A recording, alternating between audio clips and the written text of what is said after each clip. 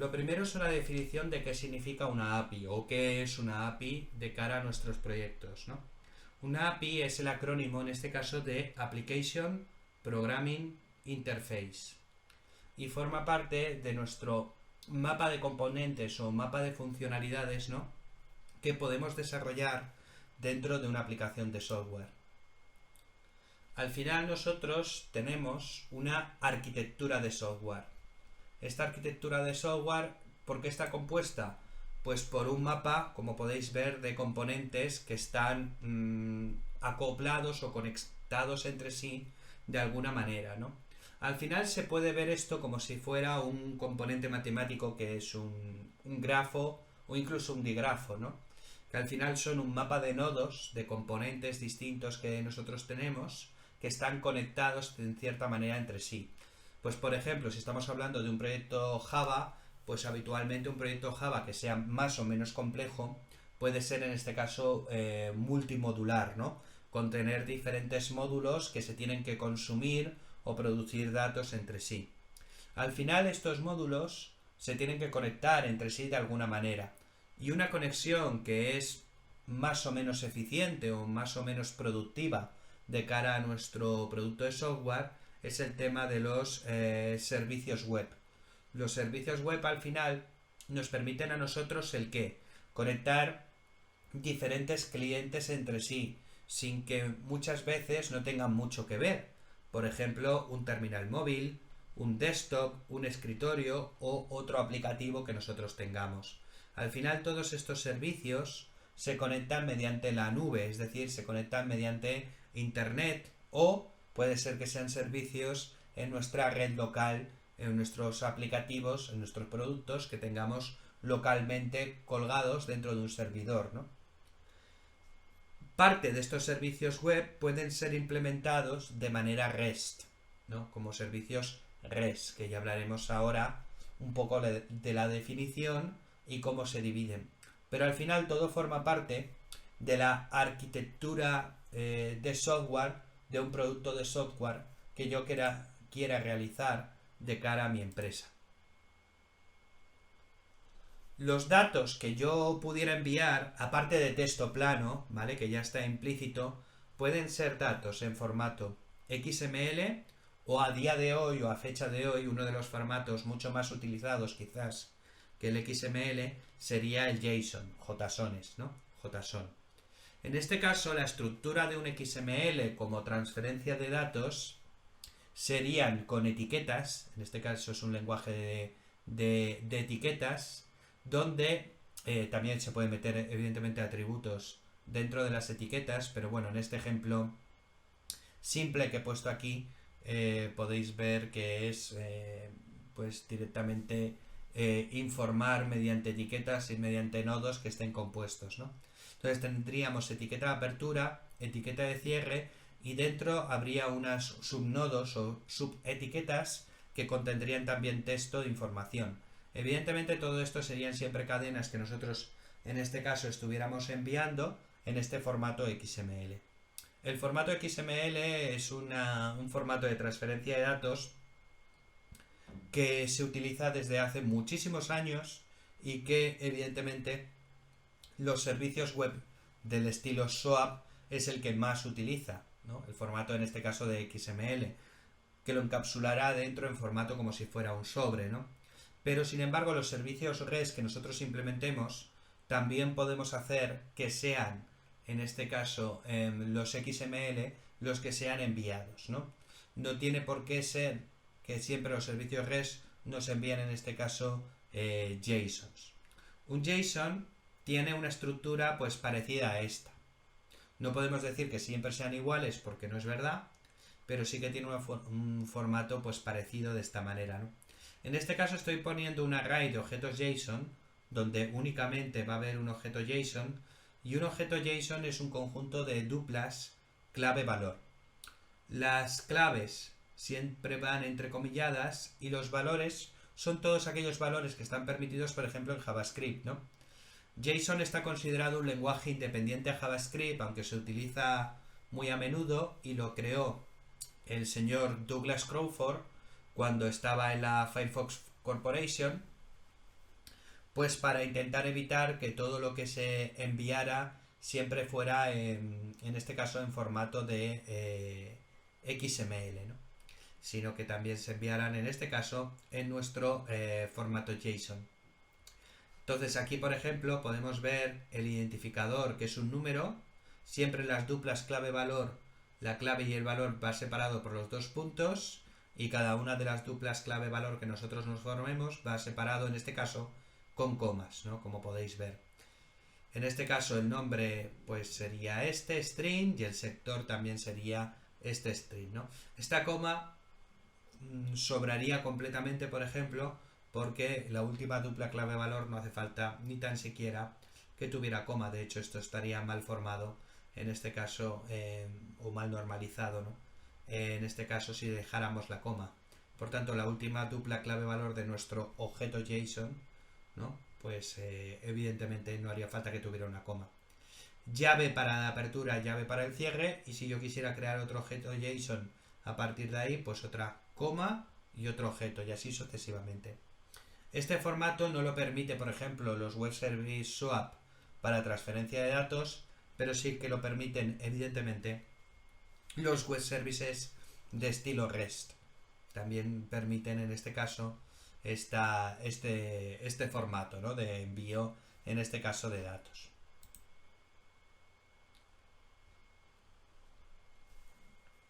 Vamos a hacer una división primera muy sencilla con los tipos de API que nosotros podemos tener. Existen dos tipos de API inicialmente, las locales y las remotas. Aquellas que sean locales significan que están dentro de nuestro producto de software y no están expuestas directamente al público generalista, ¿no? Imaginemos que estamos haciendo una aplicación para múltiples clientes distintos, ¿no?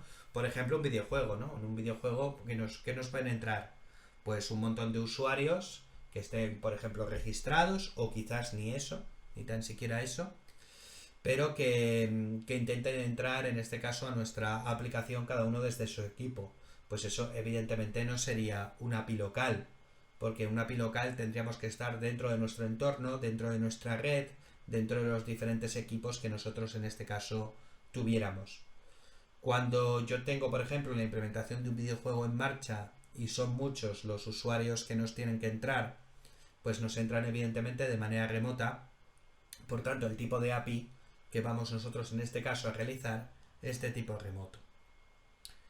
Los servicios web, por tanto, solo están agrupados en la parte remota, porque son servicios que yo puedo llamar directamente en la nube y que por tanto puedo trabajar de esa manera con ellos.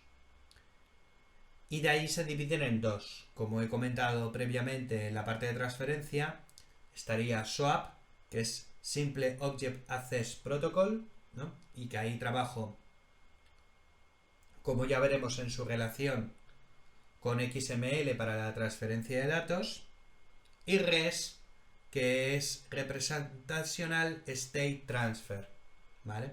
Y los servicios que son los denominados servicios RESTful entrarían dentro de los servicios web REST, ¿no? Inicialmente a nosotros nos importa, en este caso, para nuestro curso, todo el apartado, en este caso, de los servicios REST que vayamos, en este caso, a ver, ¿no? Se puede implementar SOAP y REST con distintos lenguajes. No son, en este caso, obligatorio, pues por ejemplo, implementarlo en Java, ¿no? Evidentemente, para los distintos lenguajes, la manera de implementar SOAP o REST es distinta, pero al final la idea es la misma.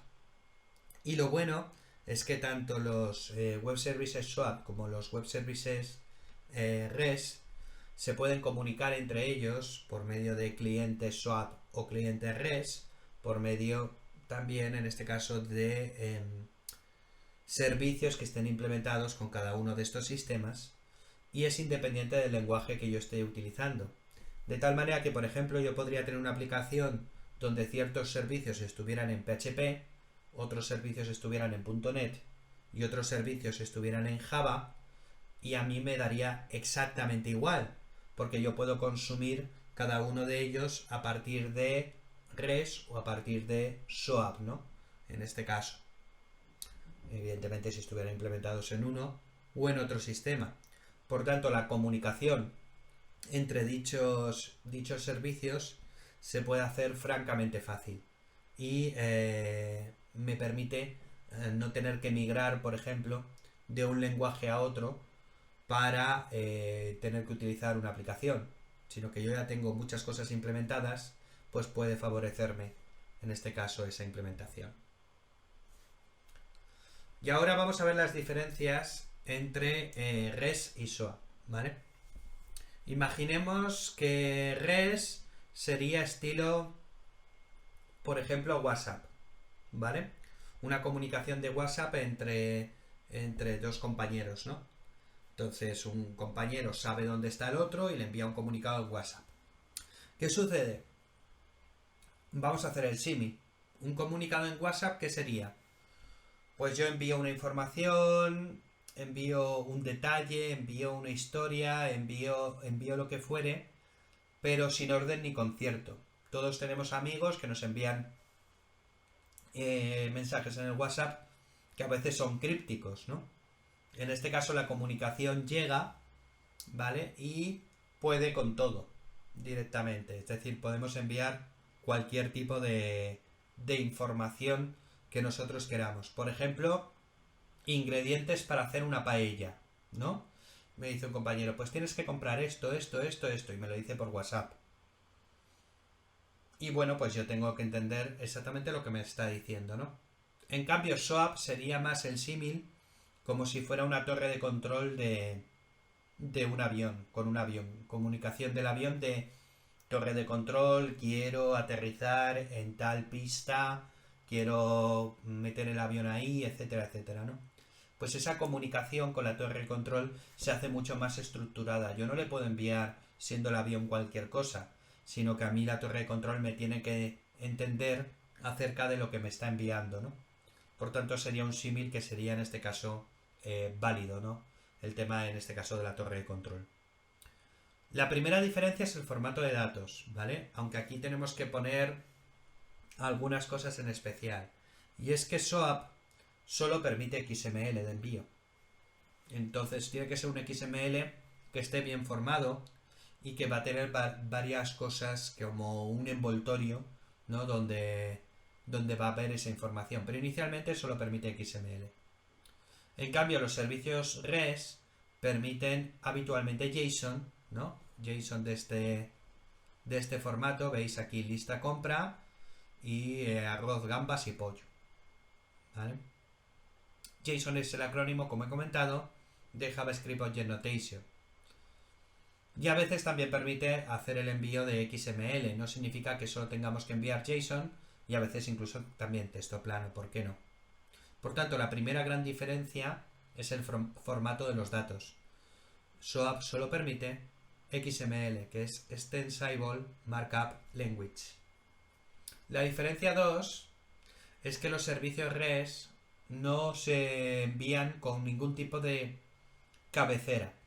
No estamos diciendo, pues, por ejemplo, quiénes somos, en este caso, en nuestro envío de mensaje, ¿no? Ni estamos informando absolutamente de nada.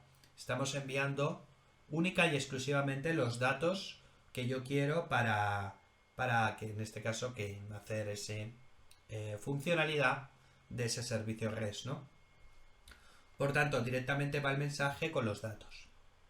En cambio, en el apartado de SOAP siempre se envía un envoltorio. Es decir, tenemos un envoltorio formado. Es como si estuviera enviando un sobre con el destinatario, un envoltorio que envuelve, en este caso, los datos, la carta, ¿no?, que estoy enviando. Haciendo otro símil sería como un telegrama o un sobre con una carta convencional que nosotros estuviéramos enviando, en este caso, en correos, ¿no?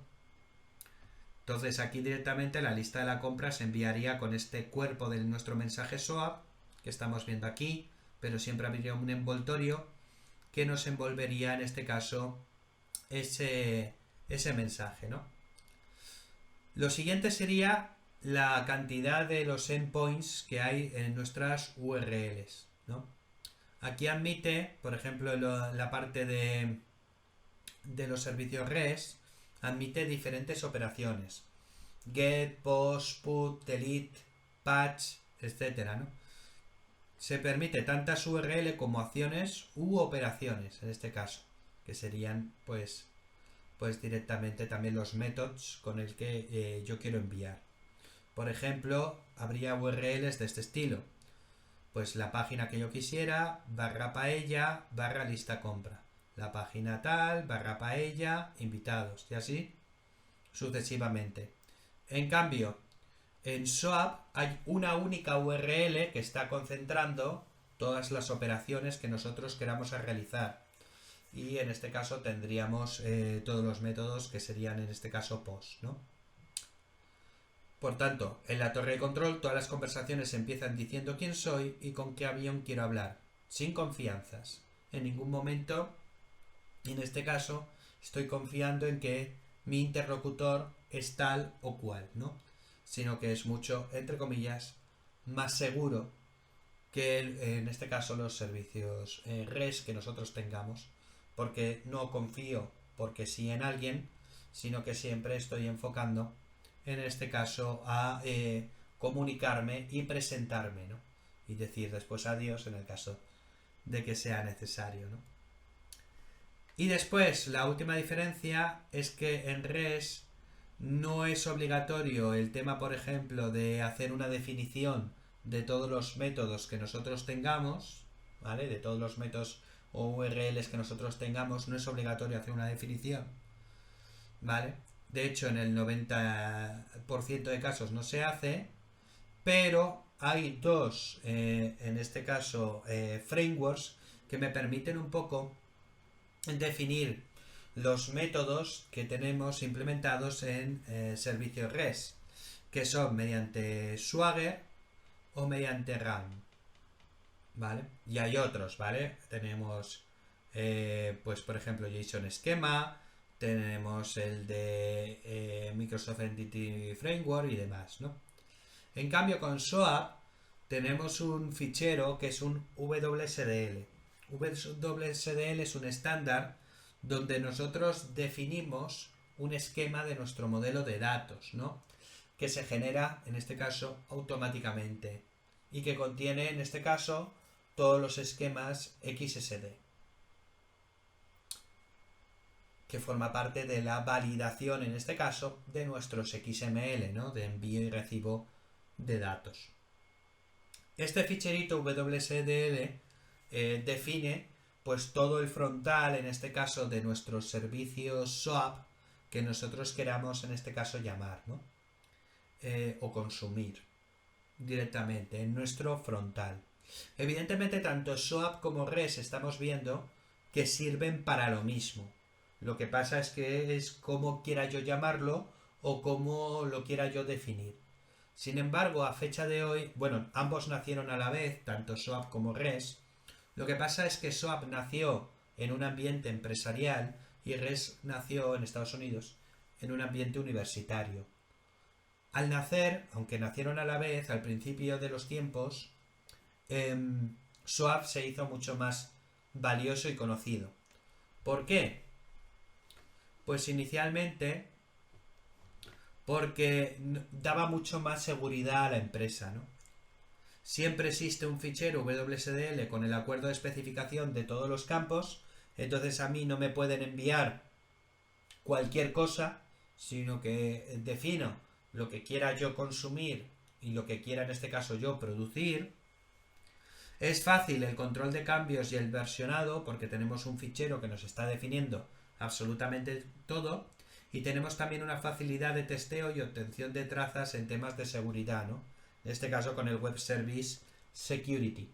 Por tanto, podemos segurizar también en el envelope de nuestro mensaje SOAP que nosotros estemos realizando para ver que evidentemente el que me está enviando en este caso todo nuestro envío, toda nuestra información, pues es por ejemplo quien dice ser, ¿no? Y se pueden firmar también para que no haya un man in the middle que nos esté modificando los datos, en este caso mientras está haciendo el envío. Porque esto también puede pasar, ¿no? que alguien me capture, en este caso, el mensaje que está siendo enviado. Yo, por ejemplo, no lo envié cifrado, pero sí lo envié firmado. Claro, si no lo envío cifrado, estoy viendo qué datos me están enviando para consumir nuestro servicio. Pero si, por ejemplo, lo tengo cifrado, ya no lo vería. Pero si aparte tengo firmado ese mensaje que estoy haciendo el envío, si hay un man in the middle y me intenta introducir algún tipo de dato, algún tipo de cambio directamente en nuestro XML de envío a nuestro servicio web, pues evidentemente lo detectaría, ¿no? Porque la firma no correspondería al mensaje que se ha firmado directamente en el origen del envío del mensaje que nosotros en este caso estamos teniendo. Sin embargo, con REST es que no hay obligación de crear un fichero de especificación de los campos. Podemos utilizar Swagger o Run, en este caso, para hacer ese envío de esos campos, para especificar todo lo que nosotros tenemos que utilizar dentro de esa API REST. Generar trabajo y problemas adicionales, los cambios y el versionado, porque al final son pequeños módulos o pequeños productos de software, cada uno de esos servicios web, sobre todo en una implementación de una arquitectura de microservicios, ¿no? Llegado al caso, eso genera mucho trabajo y problemas adicionales en los cambios y los versionados, porque necesito en este caso evolucionar cada uno de esos mini productos de software, ¿no? Y genera un trabajo adicional de testeo por no conocerse, en este caso, la especificación de los campos. Aunque para eso tendremos Swagger o Run, por ejemplo, si yo no conozco la especificación de los campos a las URLs o los endpoints, ¿no? O los métodos con los que puedo llamar o lo que yo puedo en este caso consumir, si no lo conozco, pues testearlo es muchísimo, evidentemente, más complicado. Esto es donde SOAP sería en este caso ganador. Pero ¿dónde gana REST? En este caso a SOAP. Bueno, REST es ganador porque es muy popular entre todos los programadores por ser usado en desarrollo web y JavaScript. Y es que desde la llegada de los pequeños terminales móviles que podían entrar en cualquier tipo de aplicación, ¿no? Esto sería, por ejemplo, a partir del año 2012, ¿no? Que ya ha llovido desde entonces. Con la llegada, por ejemplo, de lenguajes como HTML5, versionados del lenguaje HTML, HTML5, CSS3 o las nuevas APIs de JavaScript o los nuevos frameworks, en este caso de JavaScript, que hacía falta una revisión de estos lenguajes desde hace muchísimo tiempo, pero lo que llevó a esa evolución, en este caso de los terminales móviles, por ejemplo, para poder acceder a cualquier tipo de aplicación, es que yo antiguamente, cuando hacía una aplicación web para una empresa X, la que fuere, siempre sabía más o menos en qué horas del día me podían a mí entrar para hacer las peticiones, ¿no? Pero si una empresa que trabajaba de 9 de la mañana a 6 de la tarde, pues yo sabía que el rango de peticiones donde a mí me llegaban era cuando primeramente pues nuestro usuario estaba ahí trabajando, y si fuera un usuario anónimo pues no había tantas peticiones porque alguien tenía que estar delante de un ordenador para enviarlas, y no podías enviar peticiones mientras ibas a cenar o sacabas al perro o lo que fuere, ¿no? En cambio, con la llegada de los nuevos dispositivos móviles, los terminales móviles hicieron que aumentaran o crecieran exponencialmente todo el número de peticiones que podían recibir, en este caso, nuestros aplicativos. Y eso hizo que desde el terminal móvil aparecieran nuevos clientes para acceder a esas aplicaciones. Y la manera de acceder frecuentemente es mediante servicios web y frecuentemente mediante servicios REST. ¿Por qué? Porque queremos acelerar el envío de datos, enviar cuantos datos podamos mejor. Objetivamente es comunicarnos cuanto antes, ¿no? En un tiempo en el que la gente no tiene espera, esto se hace muy necesario, ¿no? Yo, por ejemplo, cuando pruebo una aplicación Android, por ejemplo, con mi sobrino, me doy cuenta que yo estoy acostumbrado, porque soy de la vieja escuela, a esperar, ¿no? Estoy acostumbrado a esperar cuando testeo una aplicación o cuando pruebo una aplicación, pues a que se carguen ciertos componentes. Pero por ejemplo mi sobrino no está preparado a esperar. Entonces si tarda más de 5 o 7 segundos en cargar algo, ya me devuelve por ejemplo el terminal móvil y me dice, tío, esto no funciona. Y esto es porque a fecha de hoy, pues la gente no está acostumbrada a esperar. Lo quiere todo y lo quiere para allá. Por tanto, en este caso, REST se sitúa como ganador frente a SOAP, particularmente porque el envío de datos es mucho menor, entre comillas. ¿Por qué? Porque no hace falta meter un envoltorio, ni cifrar, ni nada. Es decir, no necesitamos hacer absolutamente nada para enviar una información, en este caso a nuestro servicio web oportuno, sino enviar solo los datos que nosotros requerimos o necesitamos, o recibir esos datos que nosotros queremos o necesitamos, ¿no? Asíncronamente también se pueden hacer esos envío de datos, de tal manera que si un proyecto es síncrono, esperamos un tiempo a que todo se cargue y no podemos hacer nada durante, cosa que no es recomendable a fecha de hoy, excepto para algunos productos que tengan que ser muy seguros y muy específicos, pero habitualmente nuestros productos de software son asíncronos. Y ahí es donde REST se sitúa también como ganador, porque está haciendo un envío en segundo plano. Mientras tanto yo puedo seguir trabajando y con diferentes listeners u oyentes, cuando reciba yo esa información, pues se cargarán un conjunto de datos dentro de nuestro aplicativo, en este caso un aplicativo móvil que estábamos comentando, haciendo el símil, aunque esto nos sirve evidentemente para desktop o escritorio, ¿no? Entonces, REST se sitúa como ganador también por su relación con los numerosos frameworks JavaScript que existen actualmente en el mercado y que nos permiten, en este caso, conectarnos de manera síncrona, como puede ser Angular, como puede ser Ember, como puede ser Backbone, como puede ser SJS o como puede ser React, ¿no? Son ejemplos de frameworks JavaScript que hoy en día están haciendo uso ampliamente de esos servicios REST. En cambio, SOAP es conocido por aplicaciones empresariales, ¿no? Por desarrolladores de aplicaciones empresariales que nos piden un extra, por ejemplo, de seguridad, de autenticación y de autorización referente a los productos. No significa que REST no sea seguro o no pueda ser seguro. REST puede ser seguro siempre y cuando implementemos diferentes patrones para que lo sea. Por ejemplo, en un patrón de microservicios o una arquitectura de microservicios podemos convertir todo ese conjunto, todo ese elenco de servicios web REST en una aplicación segura, ¿no? Pero tenemos que implementar otras ideas a lo que nos favorece en este caso SOAP. También REST tiene como ventaja que tiene una rápida puesta en marcha. Es muy visual, es muy intuitivo y no requiere en ningún caso información adicional. En cambio, para hacer SOAP requiere que todos los programadores sepan la norma SOAP. Y esto significa sepan todo el lenguaje de etiquetas y de convenciones y de la creación, por ejemplo, de los archivos WSDL, ¿vale? Que al final será la descripción de todo lo que podemos consumir, todo lo que podemos llamar dentro de nuestra red de microservicios SOAP o de servicios web SOAP.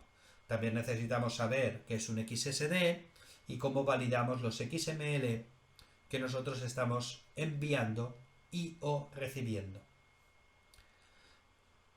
REST también es ganador porque tiene un mejor rendimiento para las aplicaciones web, a las aplicaciones móviles e implicaciones también, en este caso, de infraestructura, ¿no? Y puede ser usado tanto en el front-end como en el back-end. En cambio, SOAP solo puede ser usado en nuestro back-end y tiene mal rendimiento para las aplicaciones web y para las aplicaciones móviles. Tened en cuenta que aquí me estoy refiriendo mal rendimiento en cuanto a que tarda más, por ejemplo, en el comunicado, hay más transferencia de datos, etcétera. Tenemos que pasar por más pasos distintos, ¿no? Evidentemente yo puedo hacer una aplicación con Angular que se conecte o que llame, en este caso, a un servicio SOAP. No tengo ningún problema con hacerlo. pero el funcionamiento va a ser claramente en rendimiento peor a las aplicaciones de servicios REST, ¿no? O a emplear en este caso nuestros servicios REST. Por tanto, esto es una idea principal que nosotros tenemos que tener acerca de la relación entre REST y nuestra relación entre SOAP. Al final, yo tengo un conjunto de URIs, de rutas, donde yo puedo hacer peticiones. Pero estas rutas, enfocándonos a los servicios REST, ¿qué tienen que tengan importancia? Pues hay 4 componentes que tenemos que tener claro: códigos de estado, métodos, formatos y buenas prácticas, en este caso. Los códigos de estado hacen referencia a lo que nos va a devolver ese servicio, ¿no? Si todo ha ido bien, serán peticiones, por ejemplo, 200, ¿no? Peticiones 200 es ok. Habitualmente esta convención de códigos de estado lo tienen todos nuestros servicios REST, en este caso implementados, ¿no? También SOAP.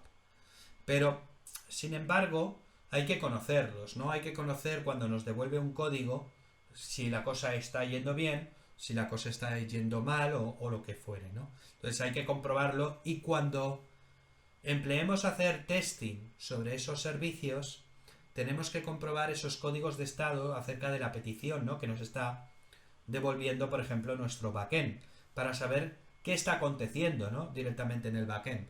Por ejemplo, un error 500 sería un error interno de nuestro servidor, algo que francamente puede estar petando dentro de nuestro servidor, dentro de nuestro backend, y por tanto tengamos un problema, por ejemplo, de codificación.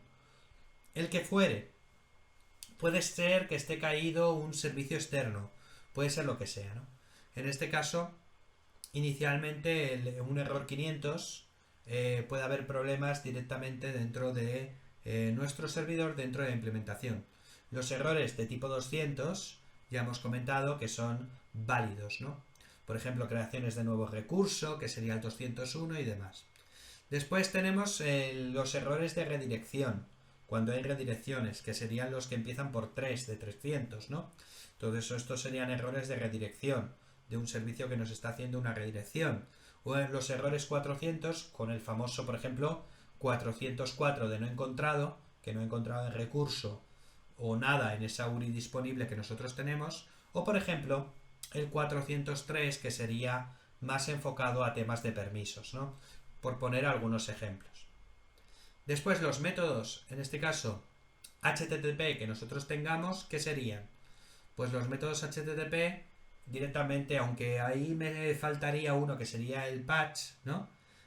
Podemos hablar que frecuentemente nosotros tenemos métodos get, post, put y delete, ¿no? Esto está enfocado a la CRUD, por ejemplo, de una entidad. ¿Qué es la CRUD de una entidad? Create, readable, update y delete, ¿no? Create, readable, update y delete. Entonces, en los readables serían métodos get, que nosotros estamos haciendo, métodos que van, en este caso, por HTTP y que se favorecen nuestros servicios REST. De tal manera que una misma URI, una misma ruta, podría tener, por ejemplo, estos 4 métodos, get, post, put y delete, y cada uno de ellos hacer una implementación distinta, claro. El get siempre es una lectura de datos que nos tiene que devolver, en este caso, el servicio. Get usuarios, ¿no? Y que nos devuelva, en este caso, la lista de usuarios que tenemos, por ejemplo, en nuestra base de datos. Pues el servicio web REST se conectaría a nuestra base de datos y nos devolvería, en este caso, la lista de usuarios en formato JSON, ¿no? Post, ¿qué sería? Pues creación, en este caso, de nuevos recursos. Está relacionado con la CRUD de la entidad, con la parte del create, ¿verdad? Put, ¿qué sería? Pues una actualización. Un recurso, una entidad, algo que ya existe dentro de nuestro sistema de información, ¿no? Y yo lo que quiero es actualizar con nuevos datos, editarla, por ejemplo, esa entidad con nuevos datos. Os estoy comentando esto en líneas generales, ¿no? Después aquí hay particularidades que podemos enfocarnos, pero esta sería la idea, que put estaría relacionado con la U de CRUD, ¿no? Con la de update. Y finalmente delete de los métodos HTTP, que sería enfocado o relacionado con la delete, evidentemente, de nuestra CRUD, de nuestra entidad. Los formatos que nosotros podemos enviar en nuestro servicio REST, ya hemos dicho que en el grueso de las operaciones que nosotros hagamos van a ser en formato JSON, ¿vale? Duplas clave valor, separado por los dos puntos, las comas y demás. Puedo enviar arrays, puedo hacer muchos envíos distintos, ¿no? Después está como formato posible también para hacer envío nuestro XML o formato de envío con XML o directamente con texto plano, ¿no? Con texto plano, pues como podría ser pues un texto, un párrafo o lo que nosotros quisiéramos, ¿no? O tener en este caso un texto plano de algo de información, ¿no? Por ejemplo, la versión, la que está el proyecto o algo de información, ¿no? Que nosotros queramos. Pero ya os digo que el grueso de peticiones que nosotros vayamos a tener dentro de nuestros servicios, en este caso REST, sería mediante el conocido como JSON, ¿no? Que es considerado, como he comentado antes, un lenguaje de programación, en este caso propio.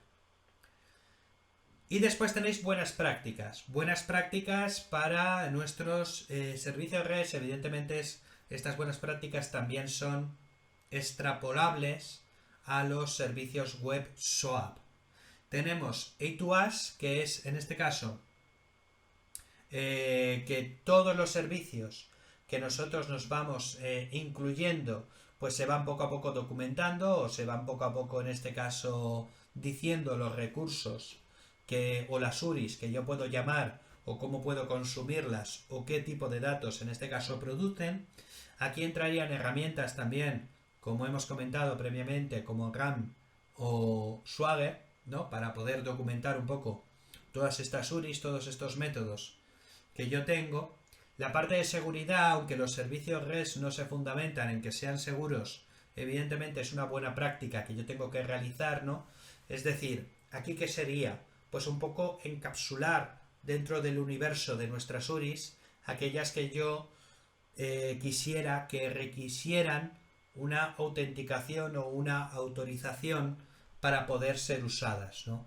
Porque al final, si tú expones un conjunto de endpoints, un conjunto de rutas que pueden ser consumidas de una o de otra manera, lo que tenemos que hacer es segurizar esas rutas que al final van a devolver una información posiblemente sensible de nuestro servidor. Puede ser que haya información que queramos que cualquier usuario anónimo pueda recopilar porque no nos hace falta absolutamente para nada o no tenemos que segurizarla porque es algo súper estándar y que si alguien nos lo hackea y alguien nos lo consume, pues no puede obtener ningún tipo de beneficio de nuestra organización, pero puede ser que haya ciertos componentes, cierta URIs, ciertos métodos que sí que efectivamente tengamos que segurizar. Por ejemplo, es habitual que de los métodos HTTP los post, put y delete sean segurizados, mientras los get, que son los de lectura, no sean segurizados. Al final, casi el 90% de nuestras consultas por métodos suelen ser, en este caso, get. Aunque evidentemente esto no es algo que tenga que ser cierto sí a sí, ¿no? Porque hay muchos tipos de proyectos distintos. Y puede ser que haya proyectos incluso que no permitan nada de lectura y que solo permitan métodos post, put y delete, o que haya proyectos que solo tengan métodos, en este caso, de lectura. Es ahí labor, por ejemplo, de gobierno de la API de saber qué endpoints tienen que ser seguros o cuáles requieren autenticación o autorización para poder ser, en este caso, consumidos.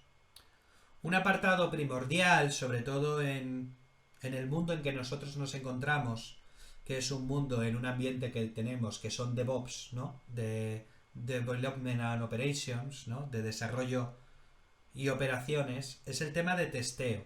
Sobre todo también en un mundo con integración continua, ¿no? Cuando nosotros realizamos un producto de software, no es extraño que ese producto lo vayamos evolucionando en un ambiente de integración continua, ¿no? Por ejemplo, a mí particularmente me gusta y tengo un curso, por ejemplo, de Jenkins, ¿no? Del servidor de integración continua Jenkins y de cómo poder, en este caso, utilizarlo o desarrollar de una manera eficiente con Jenkins en un entorno DevOps, ¿no? Pues allí directamente en ese entorno DevOps tenemos que tener en cuenta que lo podemos relacionar con testing. No significa que la implementación de todos nuestros servicios REST que nosotros tengamos deban estar, en este caso, implementados y testeados dentro del ambiente DevOps, aunque sería lo que sería favorable, claro. Sino que yo puedo hacer testing sin estar en un ambiente DevOps. Solo que en un ambiente DevOps tener unos tests asociados para probar cada uno de nuestros servicios REST que nosotros tengamos, pues evidentemente nos va a decir diariamente si esos servicios siguen o no funcionando. Por tanto, yo voy a tener una seguridad de que algo está funcionando correctamente. Aquí, por ejemplo, herramientas de testing que son muy famosas para hacer TDD, Test Driven Development, y BDD, Behavior Driven Development, son, por ejemplo, herramientas como Karate, ¿no? Karate es una herramienta, un framework actualmente que está dando mucho que hablar. Está implementado en un lenguaje o desarrollado en un lenguaje que es Gherkin, ¿vale? Que es un lenguaje que se inventó en este caso para Cucumber, que es otro framework de testing, pero que Karate está enfocado en el testing, por ejemplo, de servicios REST. También se puede emplear con algún servicio SOAP, ¿vale? Pero está enfocado en probar o hacer testing con servicios REST. También herramientas como SOAP-UI o como Postman nos sirven para hacer ese testeo, ¿no? Solo que también deberíamos englobarlo en un sistema de integración continua o con un servidor de integración continua en nuestro ambiente DevOps para poder hacer el testing de todos esos servicios que nosotros tengamos. Y la parte de documentación, evidentemente, es muy obligatoria a fecha de hoy, porque van a ser mucho las URIs de nuestros servicios que vamos a llamar, ¿no? Evidentemente, si yo estoy haciendo, como he comentado con anterioridad, servicios SOAP, la parte de documentación la tengo prácticamente cubierta, porque tengo los WSDL para enfocar cómo llamar, cómo consumir o qué tipo de datos nos producen nuestros servicios, en este caso SOAP. Pero para la parte de REST, la parte de documentación se hace casi obligatoria, porque son muchos al final los endpoints que yo tendré para testear, para probar y demás. Y tengo que saber qué es lo que tengo que enviar y qué es lo que tengo que recibir. Y para eso, de nuevo, nos entra ahí la potencia de frameworks como Run o como Swagger, ¿no? Para toda esa parte de documentación que nosotros necesitamos de cara a nuestros servicios REST. Porque son muchas las veces que nosotros implementamos diferentes servicios y no vemos, en este caso, cómo llamarlos, ¿no? O el cliente no sabe cómo llamarlos. Si les tenemos que pasar, por ejemplo, un documento funcional para indicar exactamente cómo son las llamadas, un documento funcional o un documento técnico más bien, de cómo tienen que ser las llamadas a nuestros servicios o qué tipo de JSONs tenemos que enviar, ¿no? Para poder consumirlo con éxito.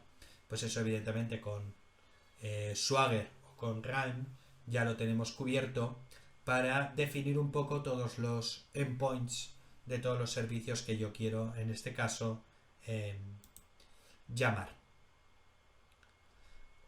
Y aquí tenéis dos ejemplos famosos de aplicativos que tenemos para el mundo real, ¿no? Es decir, en nuestro mundo real nosotros tenemos Twitter y LinkedIn, por ejemplo, como redes sociales. Pues es famoso que un terminal móvil pueda entrar, por ejemplo, a nuestra red social de Twitter para leer todo ese conjunto de mensajes, de tweets, ¿no? Que a nosotros nos interesa con diferentes búsquedas. Pues busco por usuario, busco relacionados con tal o cual cosa, o directamente de los contactos, evidentemente, que yo tenga, ¿no? Pues al final utilizo JSON, en este caso, para leer nuestros tweets. Y Twitter tiene implementada una API REST para poder leer todos esos tweets, ¿no? Claro, evidentemente esa API va evolucionando, se tiene que ir manteniendo, va cambiando evidentemente de versión según yo quiero utilizarlo, ¿no? Entonces ahí, si yo tuviera un cliente, en este caso como un cliente de terminal móvil, para poder consumir toda esa API REST que yo directamente tengo de esos tweets, ¿no? Pues tengo que saber cómo consumirlo, de qué manera consumirlo, ¿no? Y finalmente, aquí tenemos también LinkedIn, por ejemplo, como otra red social posible. Y por ejemplo, desde otro terminal, que puede ser perfectamente el Chrome, aunque evidentemente LinkedIn también tiene su propia aplicación cliente que podemos instalar dentro de nuestro terminal móvil para poder hacer esas peticiones, pues yo puedo hacer un consumo de un servicio para ver un contacto que yo tenga en LinkedIn, para ver su perfil, para ver sus conocimientos o para ver lo que sea, ¿no? Evidentemente estos son casos de éxito de redes sociales, así muy generalistas, pero a fecha de hoy, son muchos los proyectos de software o los productos de software que están implementados con estas API REST y por tanto no son pocos los ejemplos que se pudiera dar en este caso, ¿no? Sino que son muchos los ejemplos que se pueden dar en este caso para la comunicación de servicios REST. Sirva esto dos clientes distintos, un terminal móvil con un navegador web o un cliente que está instalado directamente en nuestro dispositivo móvil para acceder a la red social oportuna, ¿no? Por tanto, estos son dos ideas, dos conceptos de cómo funciona, en este caso, una API REST con un caso de éxito. Evidentemente que necesitamos que sea de muchos usuarios y que la transferencia de datos sea lo más rápida posible. Pues esta es una breve introducción, ¿no?, de todo el tema de las aplicaciones REST que hay, de su relación, en este caso, con el otro servicio web oportuno, que sería SOAP, y un poco la referencia a fecha de hoy de los casos de éxito o dos casos de éxitos oportunos que se pueden favorecer para el envío y el uso de estos servicios REST.